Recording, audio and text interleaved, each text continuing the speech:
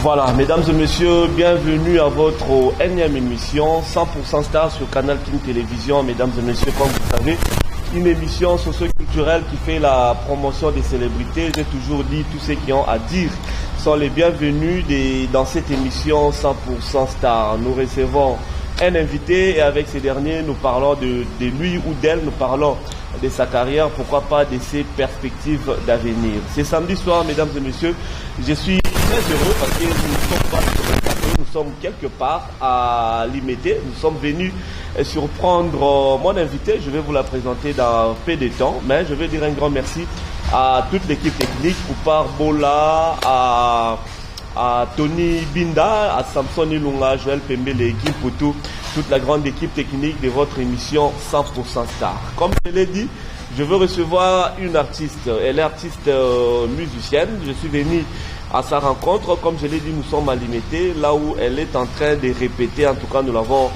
surpris ici. Nous allons parler avec elle parce qu'elle a un grand événement. Ça sera déjà le 14 août prochain au Palais du Peuple. On va en parler tout au long de cette émission. La star de cette semaine, mesdames et messieurs, il s'agit de Mama Godé Bondembe, une figure de proue de la musique chrétienne et congolaise. Nous sommes venus parler avec elle, notamment de cet événement que je vous ai dit, mais également quelques faits en rapport avec la musique chrétienne, pourquoi pas en rapport avec l'église, parce qu'elle également, elle prêche la parole de Dieu au travers de ses différentes chansons. Mama Godé, bonjour, bonsoir. Bonjour papa. On va bien, j'espère. On va bien par la grâce de Dieu. Par la grâce de Dieu, ouais. Toujours. Ouais. Alors, pour la bateau, on a la Liboso, on a 100% Star parce que c'est la première fois qu'il y a eu le cas. Non, c'est la deuxième fois. Non, l'autre fois, c'était pour les dimanches. C'était une interview pour les dimanches dans la tranche musique. On est spécial, mais on bimba pour nous. Maman Godé, Maman Godé, Moussa Nzambe, je suis servante de Dieu. Et donc, d'une manière brève, c'est ça. Nazosa Nzambe, Nazela Loyembo, Penenzela côté de Nzambe. Donc c'est ça. C'est ça, très bien. Alors, Maman Godé, musique chrétienne, au bandi art, depuis quand? Bon, na bandi art, depuis mon amouké. C'est-à-dire? Depuis mon amouké, au fait, chanter pour moi c'est inné. Moi, exactement na botami, azo yembaka. Et puis voilà, mais na kanisa kate, o yemba moko mususu. Ndenge bande ko nyonso ba yembaka ko sala album parce que Maman Godé lokola muto azali pe na ambition na ye. Elle a ambition on a beaucoup plus de magistrature. Oh. Ouais. Et voilà pourquoi je fais les études de droit. Oh, et Menzambe lokola azaka na bambomisa pour na biso. On a qui récupérer nga pour na kokotsa nga na ilanga na ye na nzela loyembo kino le londo to comme na carte ministère de la parole. Donc banda bo mwana na bandi koyemba mais na za na parcours moko penza comment dire poignante na musique te pour nazaki na banda nazaki na ba chorale nazaki na ba chorale pe na ba instrumenté et puis curieusement tant on a eu âge à raison na mbio c'est côté dans le département de femmes oui ndela nzambe donc banda ko bota balenga ko yemba.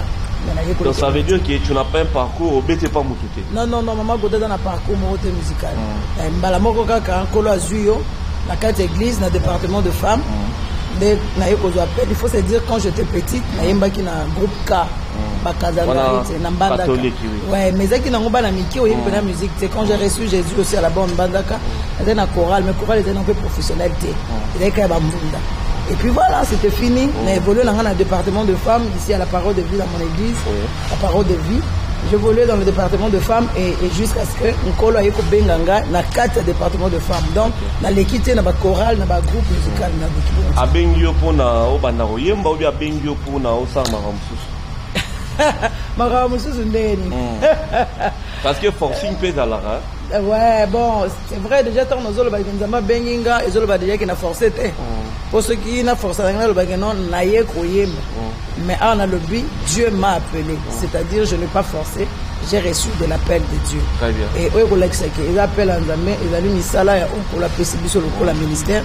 La bombe a battu les côtés de la vraiment sur une Zamba benga qui auto bengote. Très bien. Alors, professionnellement, au bandi depuis quand? Professionnellement, ouais, j'ai commencé depuis 2009. Non, depuis 2010 que j'avais mis les groupes sur pied. Et puis en 2011, notre Kokota Studio, premier album Pain Corps Nouveau, et puis Mikaka en 2011. Donc c'est depuis 2010, on a bandit que le collaborateur. Donc tu ne connaissais rien de la musique.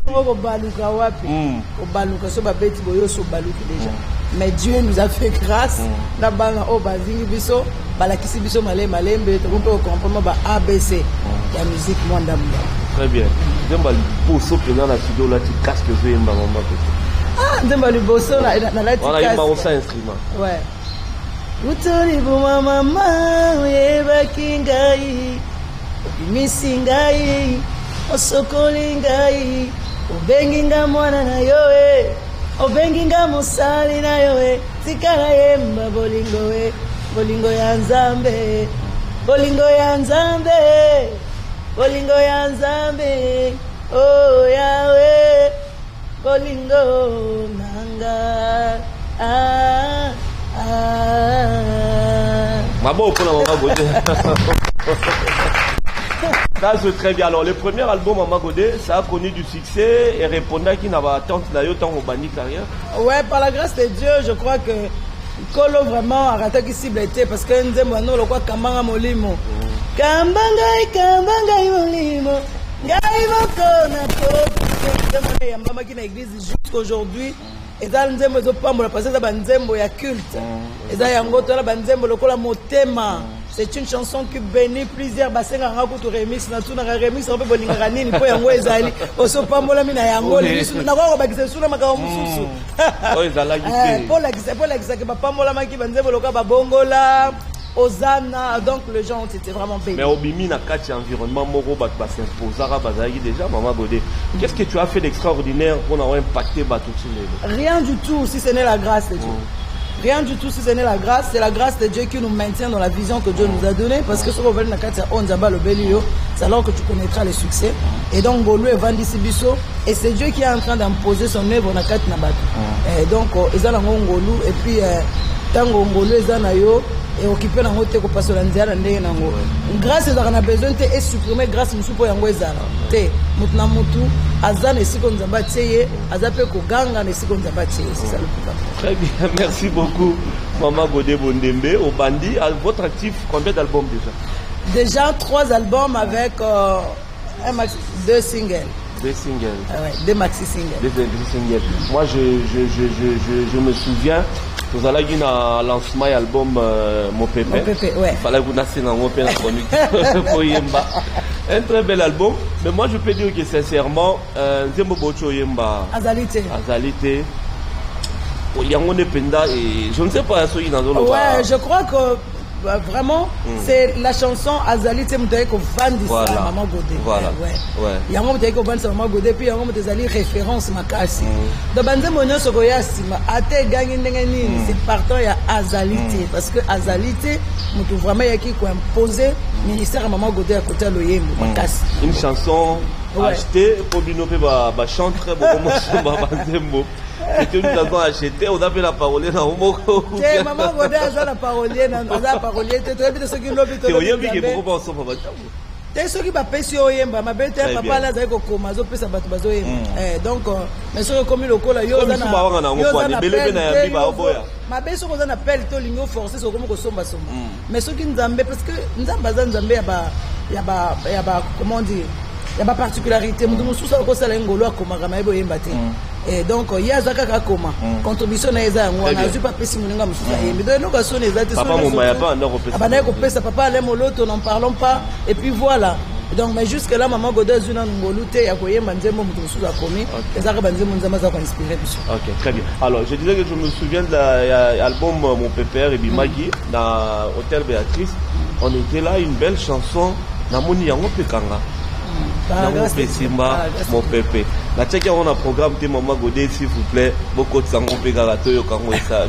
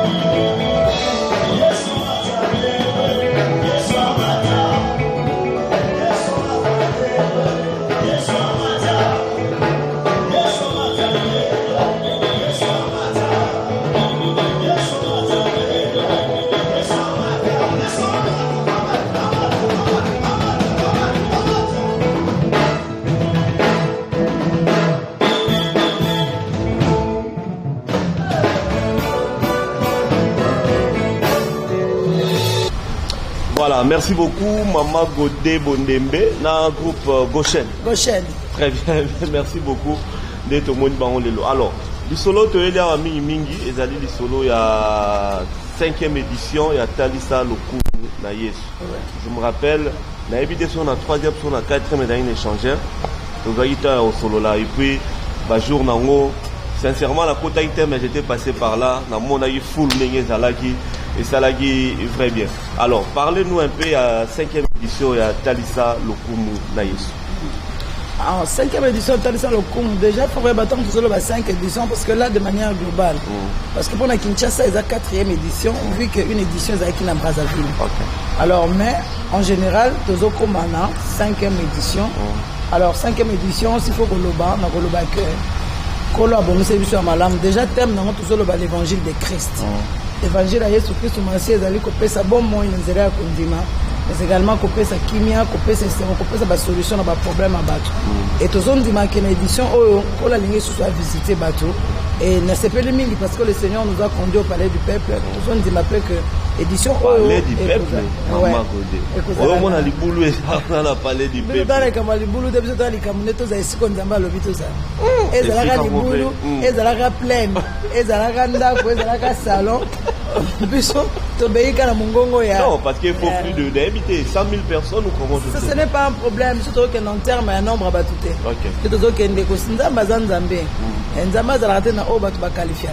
Mais c'est un jeu de masse. Nous croyons que le roi Tindi Bisopuna, c'est comme on peut grand nombre, c'est n'est pas un problème. Il y a un tel le but d'échanger, de faire qu'il y a une salle, il y a une cible à te belé, donc il faut pas qu'il y ait une place pour Rosala et à Rokoka, mais aussi beaucoup plus dans la zone par rapport à notre pays.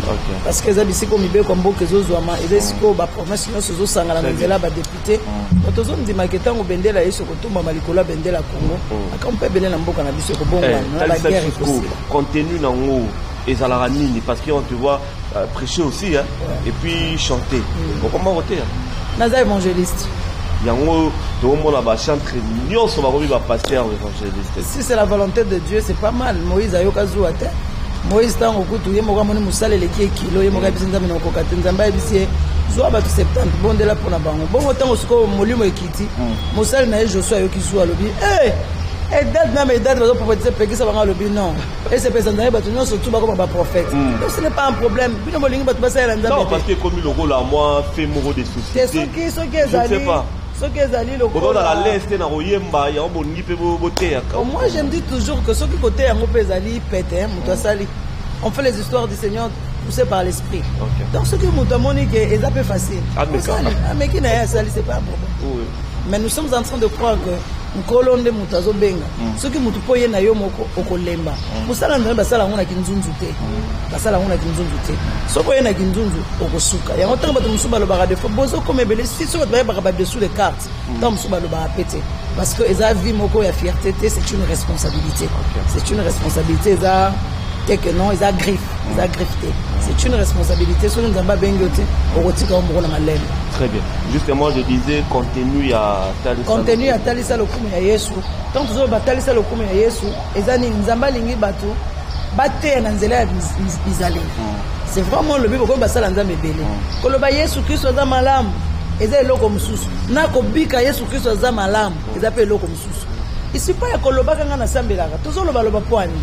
Tika batu bakomona babenga ba disciples ba chrétiens pour ba mona lolenga Yesu na nzela na bango.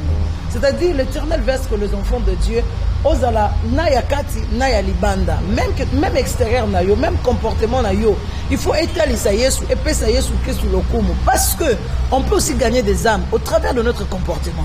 Le loba te belé bazo sa mais sute pour la ni ko bazo mona makamusu bana nzambe bazo sala ezo betsa mabaku ezo lendisa batu. Or biso toza lokwa ba lumière il faut biso to éclairer pour dire mon lit les alliés sala nini ezo éclairage. Alors l'Éternel est en train de nous interpeller surtout nous les enfants de Dieu talisa lokumu Yesu bizala na yo parce que des âmes qui se meurent.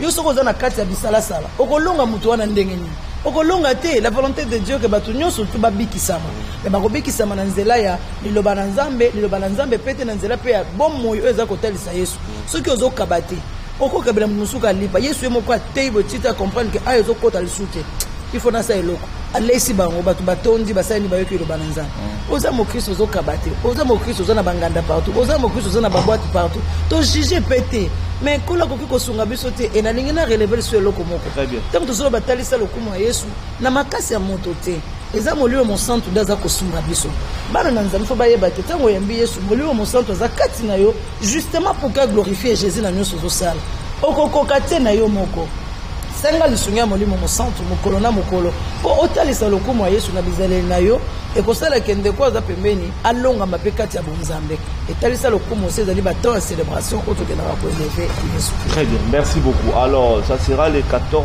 août. Ouais. À partir de 14h, ouais. Dans le palais du peuple, ouais. Entrée à libre. Les libre, ça va. Pour message ici, biso n'a pas participation aux frais. Il y a bouillé, il y a bouillé. C'est dans l'obligation pour entrer libre. Mais baninga bakoma ba participation aux frais, ba cotisation, ba boyina boy. Te ba biso ndamba sundi ke za la libre. Ezala ya ofele. Donc c'est que ndamba lingina muto akeleli wana aya. Aya donc c'est une vision que Dieu nous a donnée. Les ali kamaro nukaba am donc Dieu n'a pas voulu que ba restrictions à les belé pour que ba te belé ba ya pour bénéficier na wa pour belé ba. Très bien. Alors je voulais encore parler, je revenais sur les contenus. Yomrom toroté ya journée wana ou bien ba negom super bazali, ba roté ya tout ça. Tout ça l'amalgame té, ça jour à célébration. C'est la célébration. Rien qui est chanté, rien qui est loué. Mais là, il faut se le dire, il y a un temps d'une petite exhortation, question de gagner les âmes. Mais ce n'est pas une campagne d'évangélisation, c'est une célébration. On ne peut pas faire un concert, on peut pas faire une célébration. Mais il y a un temps parce que quand vous melanzambe ezalaka ko yemba tena ko bina te ezalaka na maloba. Il y a un temps où to loba pe o ezalaka mais ce n'est pas la prédication en termes de campagne évangélique. Alors, particularité aux Alanini dans les 4 précédentes éditions. Particularité à 5e édition maman. Déjà particularité ezali thème moto zanango l'évangile de Christ. C'est vrai partout au Kendaka l'on poursuit âme aussi parce que l'évangile de Jésus est en wana. Même bala oyo nazomona évangile à Yesu par rapport à notre pays, la paix dans mon pays. Déjà bisika otozali, eza bisika mboka na biso et bobosani te période ni na mboka na biso za traverser. Donc toujours traverser la période de guerre. Donc ouais, to kotombola nzambe pe to kobondela pona mboka na biso la RDC. Et particularité nous sommes menés les alliés la présence du Saint-Esprit au Rakobi qui s'abattu na makambo bazo qui solution tembalini. Je crois que c'est ça. En tout cas maman godé bezo pesa déjà pour ça là. Il faut ça va mais nga somo na ngela ka planade ya. Yo ga somo boni na kabeli okondima. Za kondima. Somo na ga yango na logo kabeli na kondima. Siko na komi na foi na ndimi. Merci beaucoup.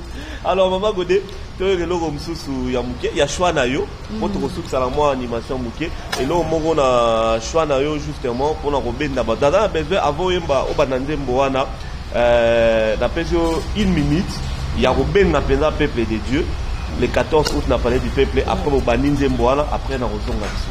Alors ozala maluku ozana kinkole bozana ngamanjo bozana mbankana Ozana na Gombe, Ozana Limete, Lemba, en fait toutes les 24 communes à Kinshasa. Makamboyo, Etalio, Ezabolamu, Onzambe, Lingi, Kosale, la Bisso, na les 14. Même pas na Kinshasa, Ozana Brazzaville, Oza à l'extérieur du pays, Oza à l'intérieur, na Bakongo, na Mbandaka, Bisika Nyonso. L'Éternel nous invite le 14 août. Kola Lingasa, la Bisso Bolamu. L'évangile de Christ ezali kopesa bato bomoy ezali kopesa bato kimia kopesa bato lobiko tango musoza na likambu ozo kufela ngo yo moko viens te décharger sur Jésus et pourquoi lobi venez à moi pour tout ce qui est chargé et fatigué moi je vous donnerai du repos. Nous croyons que le 14 ali jour pe à repos yaka okota na repos na yo potango kotombola Yesu na ndimi ke nkola ko salela obolam to bengi bakonzi mboka to bengi bino oza député boza na au fait à tous les niveaux il y a institution mboka oyo. Cette affaire également vous concerne. Nous savons que vous aurez peut-être besoin des invitations d'honneur. Ceux qui auront atteindre Binote, atteindre Nzela, secrétaire Nabino, veuillez nous contacter. Question que vous soyez avec nous parce que vous êtes les repères. Yamboka Nabiso. Et donc, Kozangate, entrez à l'île au Féleur, au coup de ma porte, polele. Le 14, il y a qu'à 7h, il y a qu'à 8h, il y a qu'à 9h, il y a qu'à 10h. À 15h juste, nous commençons avec notre programme Talisa Lokumu ya Yesu.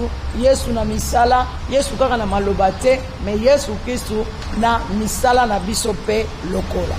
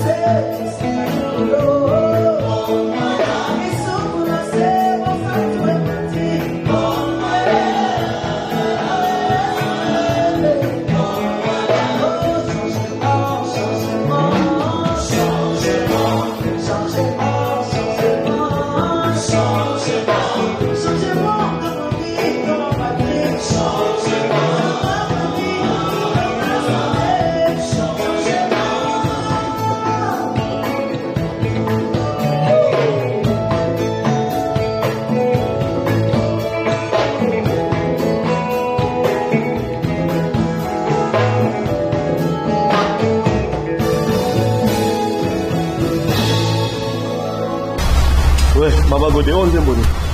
Mbongwana. Mbongwana, album. Qui titre, il y a. En fait, thème, il y a. Kalissa Lokumu échangeur. Alors, Dieu nous fait grâce. On va éditionner surtout le thème après Sarabiso. Après Sarabé Baloyembo. Donc, le mec a un cadre. Il y a Kalissa Lokumu échangeur. Oui, pour la chaque édition, il y a un endroit. Ouais, Mbalo Penda, m'a fait ça qui nous a mené autant pour l'examen. Merci beaucoup. Nous croyons que l'examen, alors. Donc aussi, ça a, une fois de plus, la Kalissa Lokumu Yesu. Il y a quand même, en tant qu'évangéliste, on doit vivre la réalité tout. Bonjour les pays, les gars, dans le monde Nabiso, dans le monde Nabilo. En venant dans cette émission, il y a la femme de mon petit frère, Maman Gina. Quand on a essayé de faire une émission, Maman Godé a dit Pesa Mbote na lingake makasi, ami Pesa reste makasi, là c'est pénal makasi. Maman Gina l'a Pesa Mbote, Maman Godé. Alors, mon bébé c'est le Naba sextape, Naba kofingana. Dans les réseaux sociaux, YouTube, Maman Godé, regarde les amis. Il y a une frange pour moi, la moté, ma colobaté qui est à l'ingate. T'es à la nouvelle, sur mon bouquin, s'il faut dire une chose, je vais dire qu'après cette vie, il y a une vie qui nous attend. La mort est une éventualité, mais aussi Jésus-Christ reviendra. C'est-à-dire ce qu'il y a deux réalités. Et que sunga yo pona kotelema na kati ya bonzambe tozomona o tozomona mais le sambo na biso ezali ke tozala mwinda tozala ndakisa totandisa lokumu ya Yesu oyebi tango nkolo asali ngolu ozala mokambi sika songolo pakala c'est-à-dire na nzela na bato ebele bakoki komona bolamu mpe ebele bakoki kobeba bakobunga nzela yango tozobondela nkolo mpe tozopesa toli. La Bible dit souviens-toi là où tu es tombé et relève-toi. Tellement, c'est vrai, tu aurais pu couper, mais il ne faut pas demeurer dans ça. Il faut se relever pour la mabélé. Bon, il y a solo, ça fait très mal.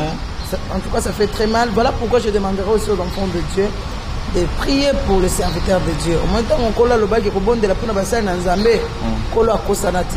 Parce qu'il y a aussi longtemps qu'on est en train de monter, aussi longtemps que Dieu a besoin qu'on nous colle sous ma casse. Mais moi, je me dis aussi que la grâce de Dieu n'est pas là seulement pour nous pardonner, mais pour nous maintenir aussi dans la sanctification. C'est-à-dire, aux alamalam, tout ce que la molime, moi, c'est la plus facette, nous soit grâce, nous allons se maintenir, ça va être une bonne chose. Mais aussi, je veux aussi demander aux enfants de Dieu, aux serviteurs de Dieu le chantent. N'oubliez pas c'est pourquoi Dieu nous a appelés, c'est pour le salut des âmes. Aujourd'hui, le monde nous propose beaucoup de choses. YouTube, Facebook, on est en train de faire des histoires, peut-être pour le vie, peut-être pour l'argent, peut-être pour beaucoup de choses. Non, n'oubliez pas que nous devons faire des malades, donc, la Bible dit, ne vous conformez-vous pas, au fait, on dit quoi? Ne vous conformez pas au siècle présent, mais soyez plutôt renouvelés par transformés par le renouvellement de l'intelligence. Ok, ne vous conformez pas au siècle présent, mais soyez plutôt transformés par le renouvellement de l'intelligence. Donc, qui renouvelle de notre intelligence? C'est le Saint-Esprit. Donc, au siècle présent, et c'est déjà Zolo, parce que le diable sait que tant que a déjà salénini, et Zokomo. Voilà pourquoi multiplication, prolification, il y a babiloko, belé, bossala boé, bokozoabo, mais à savoir que tout passera. Mais il n'y a que le Seigneur Jésus qui ne passera pas. Ici, au Vandawanate, relève-toi, pour la mabélé, biso bao toza, kokanisa toza ya côté les mains, to sunga pe ba oyo to moni baza ko kweya, question que biso nyonso tout au côté na bokonja likolo, parce que le monde que nous voyons passera. Très bien. Merci beaucoup Maman Godé Bonembe pour l'exhortation. Oyo, commentaire en temps les athées.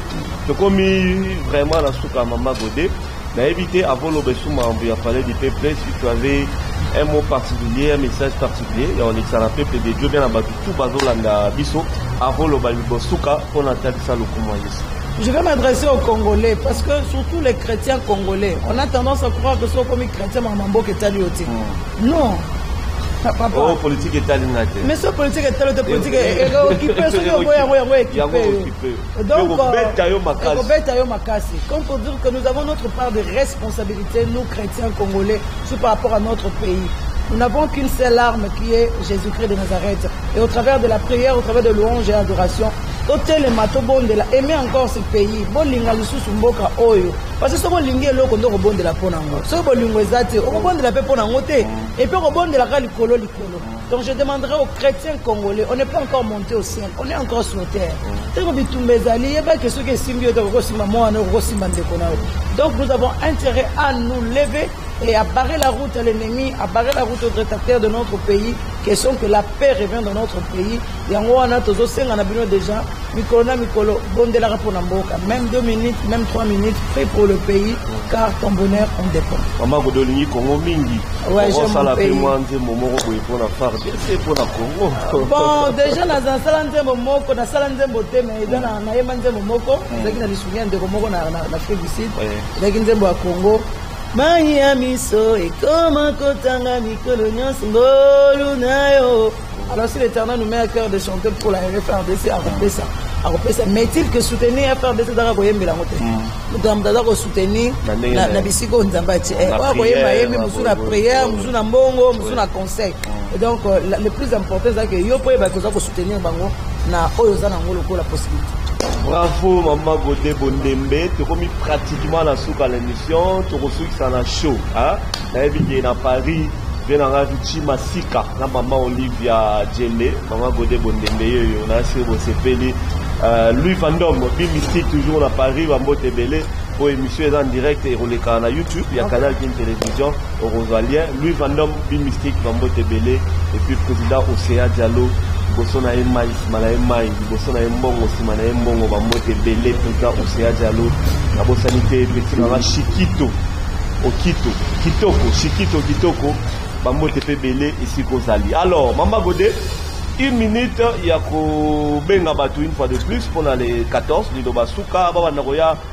Nini ou bien et dans le message morobo et balata ceux qui pembe balata ceux qui boye nini d'éviter et puis banani ba bengami dara ba na nzambe ba païen pe ba oki kolia ba soda pe ba oki koya ba konzi pe ba oki koya toutes ces petites histoires voilà surtout tenir d'éviter ceux qui tenir dress code des alangote dress code des athées mais to sengi kaka oza na lembo mboka et les mboka cause à la drapelé cause à la écharpe cause à la képi cause à la t-shirt. Mais on a une couleur en beau. On peut si ma mère ou un bon, ouais, belle côté. Ouais. Pour que il y a un temps où nous allons prier pour notre pays, nous allons élever Jésus du Colombo pour le sous pour bon là. Alors que dans ma lame on tous a élembo ya mboka pe na maboko na biso et que c'est une très bonne chose. Alors au Rogo il y en a 15h, non 7h, 8h, 9h, 10h parce qu'à 15h juste on commence. Toutes catégories confondues. Ose à la soda, ose à la tchèle. Le Seigneur Jésus t'aime. On a besoin de toi, je te jure. Au Simba Kouloun, au Simba Licheti Mingi Yaka. Le Seigneur t'aime tel que tu es. Jésus a versé de son sang pour toi. Omelaka Gene Yaka.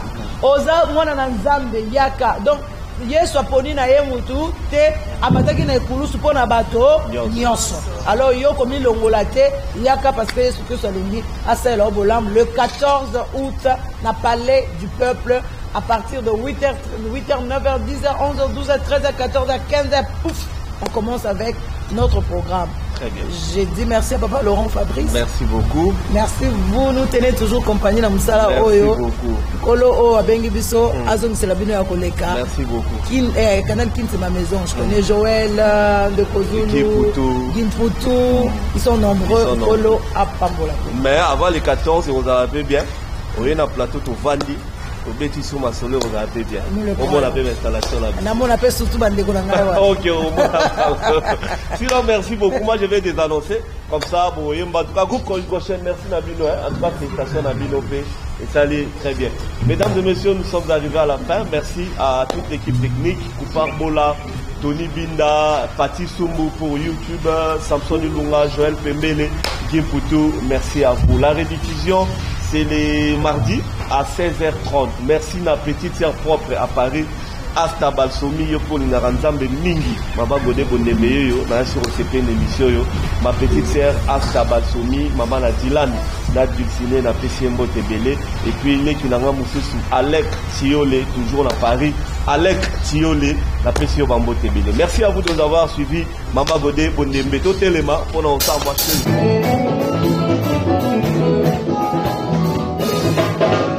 King of